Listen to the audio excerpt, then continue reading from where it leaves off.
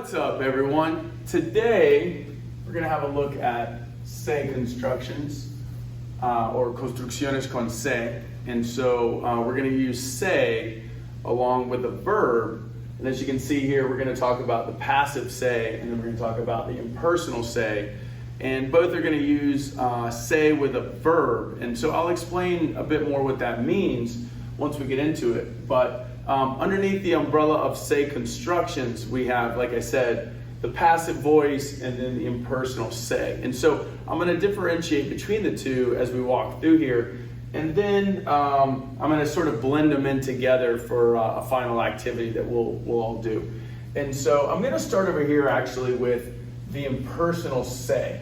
And so the way this works, and I think it's probably used more often in Spanish or more commonly used in Spanish than in English.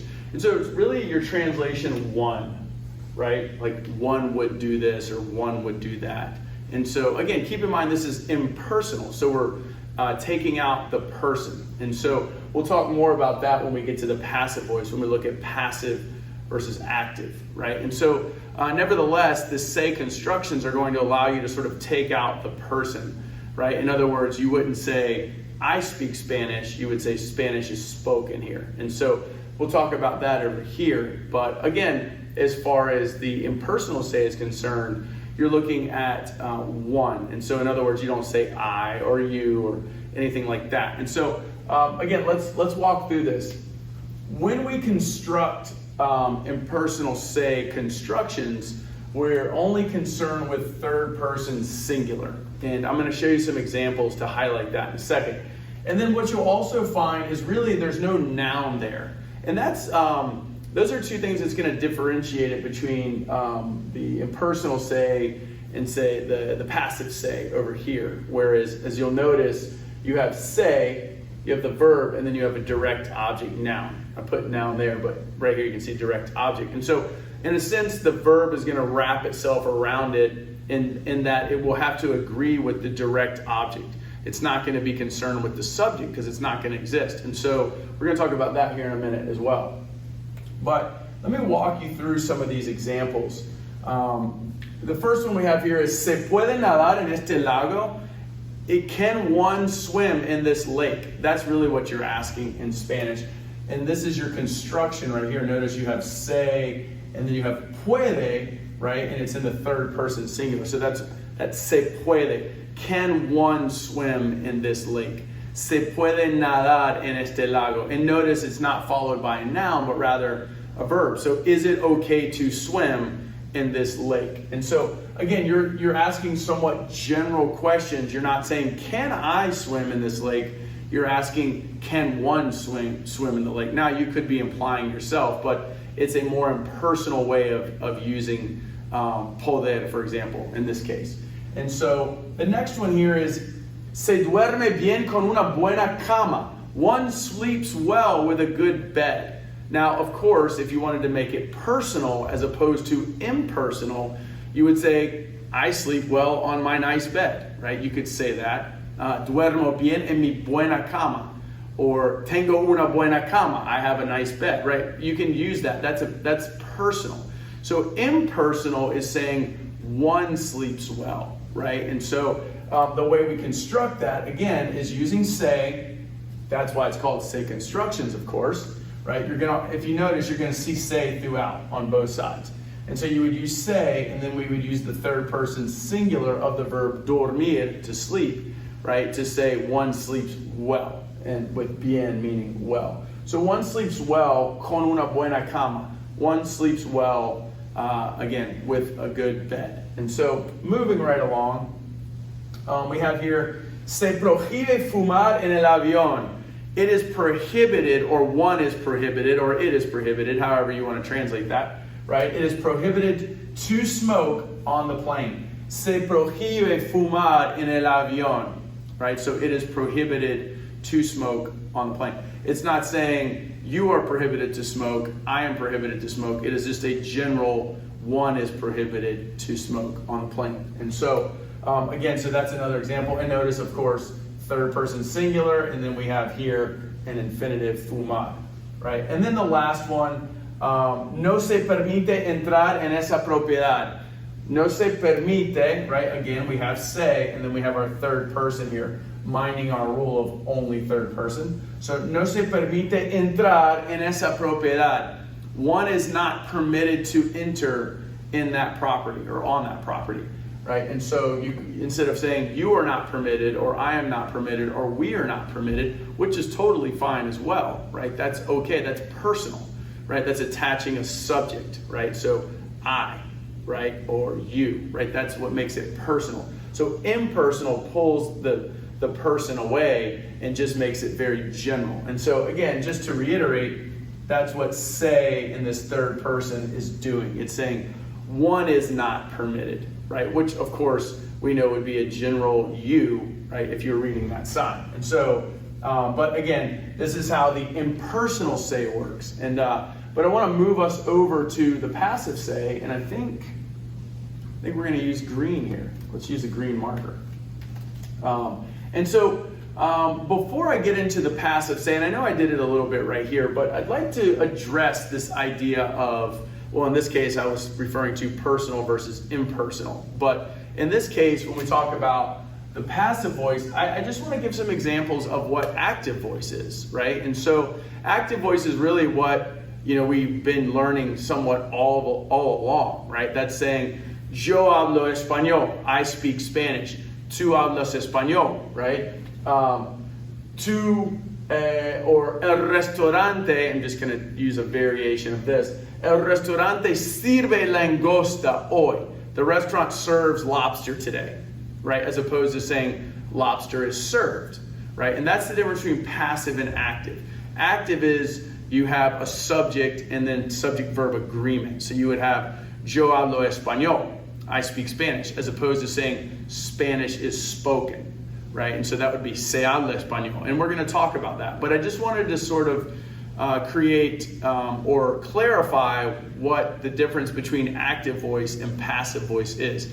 Because the passive say is using passive voice, right? And so by passive, it really just means there's no subject, right? And earlier I said that the verb is going to, in effect, wrap around the noun. And that's precisely what it does. It's going to only be concerned, as you see here, with third person singular or third person plural. And that has everything to do with the number of the noun, right? So if the noun is plural, you're going to use third person plural in your conjugation. If the noun is singular, right, then you're going to use third person singular in your verb conjugation. And so that's different than active voice, because active voice, you conjugate the verb. Like I said, if I say tú hablas español, you're conjugating the verb for tú, which is the subject, right? Passive voice is going to be, say something like Spanish is spoken, right? For example, just to go along the lines of this whole Spanish is spoken thing, I'm going to draw a picture right here.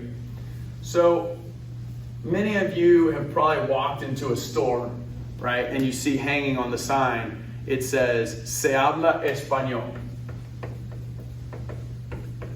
Se habla español, right? That's saying Spanish is spoken. In other words, when you walk through that door, you can expect that someone there speaks Spanish, right? That's passive voice. Now, active voice, for example, I'm going to go ahead and erase that, would just say something like, hablamos español. We speak Spanish. That's active voice, because now you have nosotros hablamos español.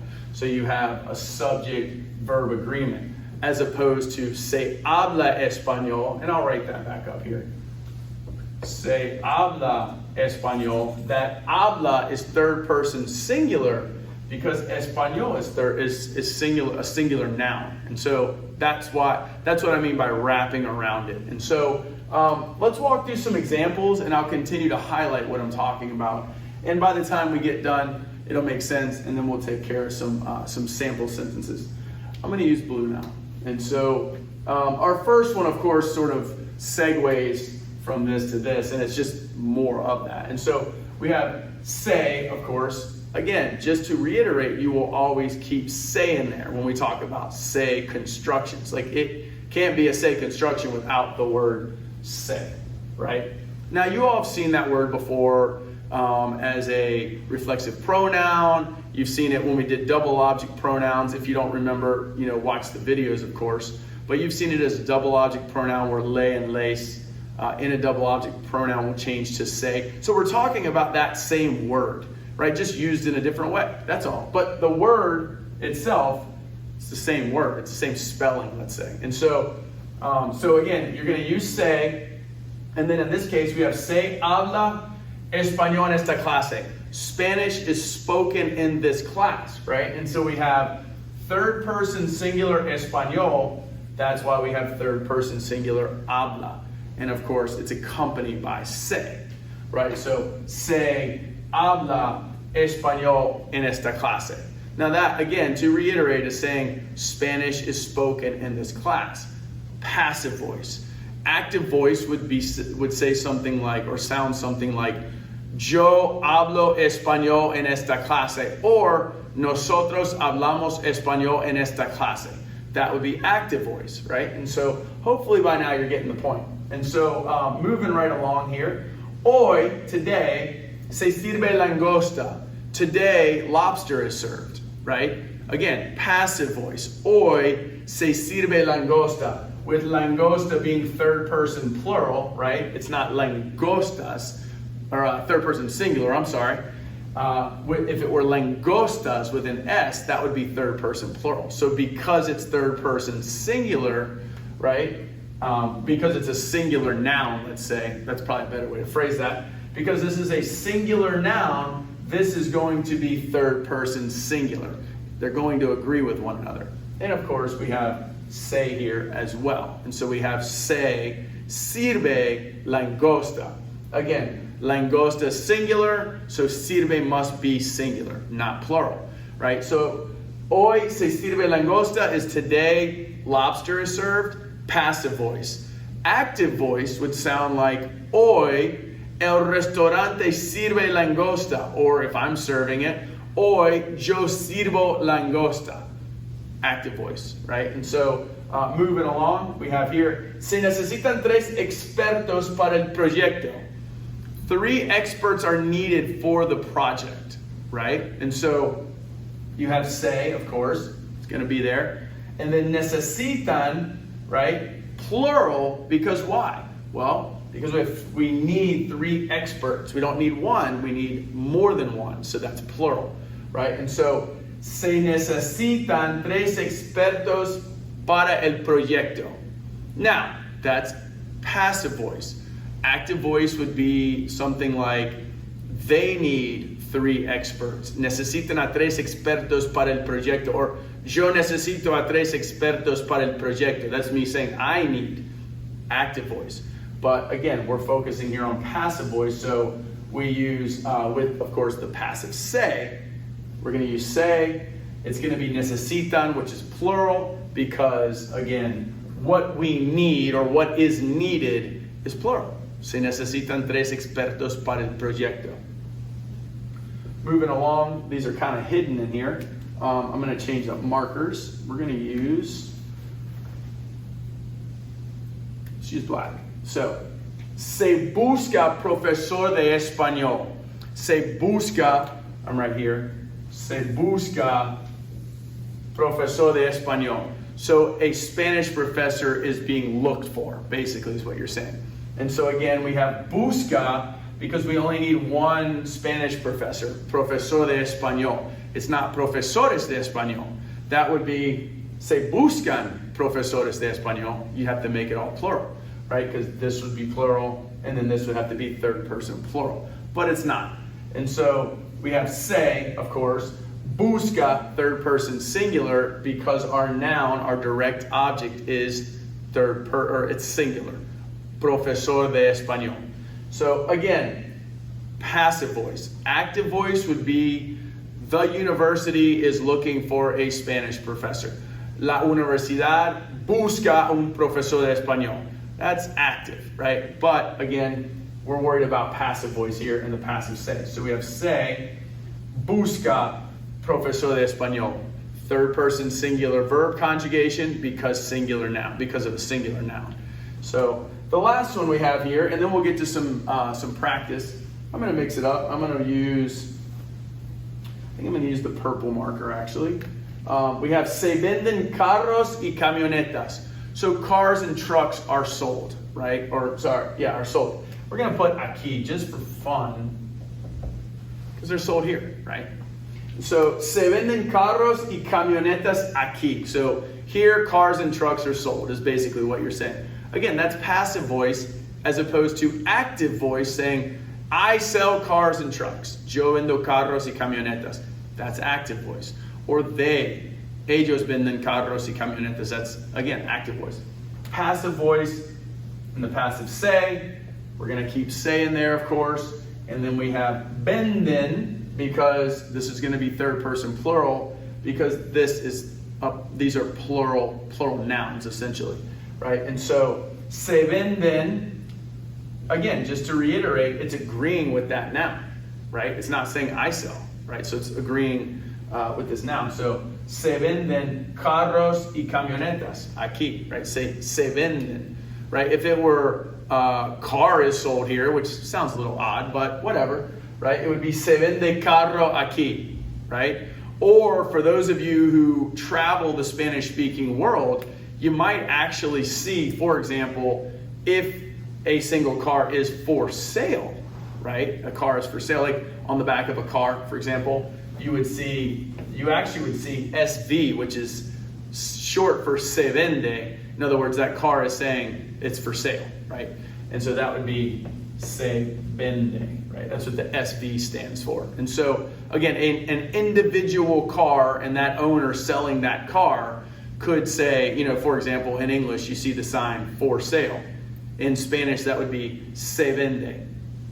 Of course, active voice, that owner of the car that is selling it could say, I'm selling my car. Estoy vendiendo mi carro. Of course, that's active voice. But again, we're concerned with passive voice. And so if you'd like to hit pause right now and go do these all alone and then come back, we'll be waiting on you. And so, but for those of you who are just anxious to do these together, we're going to go ahead and do that as well. And as always, in the description box, if you need extra help as far as how to or other exercises, just look below in the description box. And so we're going to go ahead and take care of this. We're going to look at these. I'm going to use green because that's not really used down here. And so hopefully those of you who paused and went ahead and did these on your own, let's check your answers. All right, so we have necesitar, right? Necesitar. I'm putting the infinitive there, right? And so then we're going to create this say construction with it. And so we have necesitar profesores de inglés. So English professors are needed, right? And so of course we're going to put say, and then necesitan, right? Necesitan, plural. Se necesitan profesores de inglés, because again, that's plural. So this is going to be plural because that's plural. And of course we use se, right? Trabajar mejor en equipo. One works better in a team, right? That's what that's trying to say. Right now, again, if it were active voice, I work better in a team, for example. But this activity is all about passive voice. So trabajar mejor en equipo. So that's really over here. This first example was using this, and so the second example is looking more at this. Notice there's no noun or anything like that. It's just saying one works better in a team. So se trabaja mejor en equipo.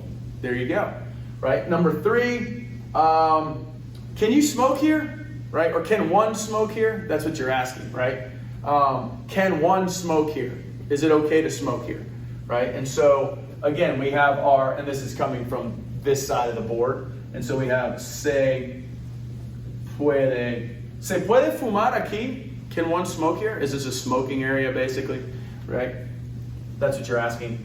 Number 4, hablar español en esta clínica. Spanish is spoken in this clinic, right? And so again, we're going back to this side of the board with hablar en español. So se habla español en esta clínica. Spanish is spoken in this clinic. Now you could say the nurses in this clinic speak Spanish. Las enfermeras en esta clínica hablan español. that's active voice. But a generic Spanish is spoken in this clinic.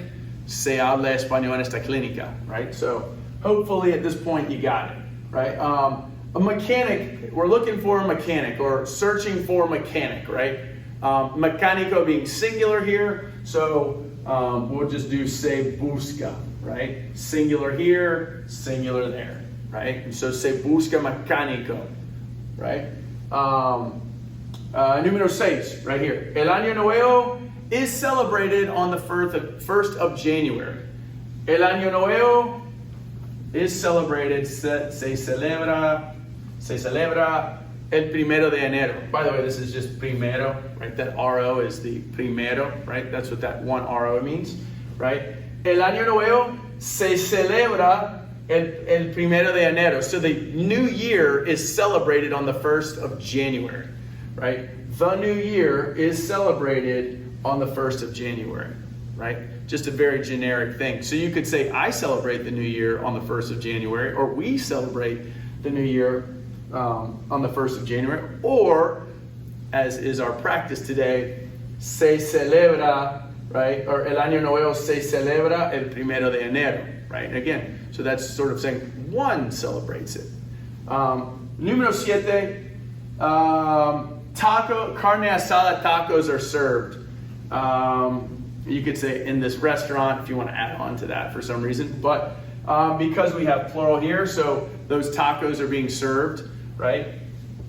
Se sirven tacos de carne asada. Those of you who are hungry, right? Sorry about that. But you could say, again, if you wanted an active voice, you could say, I serve tacos de carne asada. Or you serve, tú sirves tacos de carne asada. But because we're saying se sirven tacos de carne asada, it's generic, it's the passive voice. It's saying carne asada tacos are served, right? En este restaurante, or hoy, whatever you want to add to that. But most importantly today is that we understand this concept, right? And lastly, we have great books are sold in this bookstore, right? Now you could say the owners of that bookstore sell great books, active voice. But again, all we want to do today is passive voice. And so we have buenos libros in, right? Let's get this sentence right. Buenos libros en esa librería, right? And so good books are sold in that bookstore. And so again, because we have buenos libros, we have a plural noun here, libros. So we're going to put se venden buenos libros en esa librería. Now again, like I said, that's passive voice, and this is probably the last time I'll say this. But to do active voice, you could say los dueños de la librería venden buenos libros. The owners of the bookstore sell great books, for example. That's active voice. Passive voice is this right here. Se venden buenos libros en esa librería, right? And so hopefully this video was helpful to sort of wrap your head around what we call se constructions, right? Or construcciones con se in español. And again, if you need extra help, look below in the description box. And also if you need to do some extra practice. And again, hopefully this was helpful. Buena suerte y adios.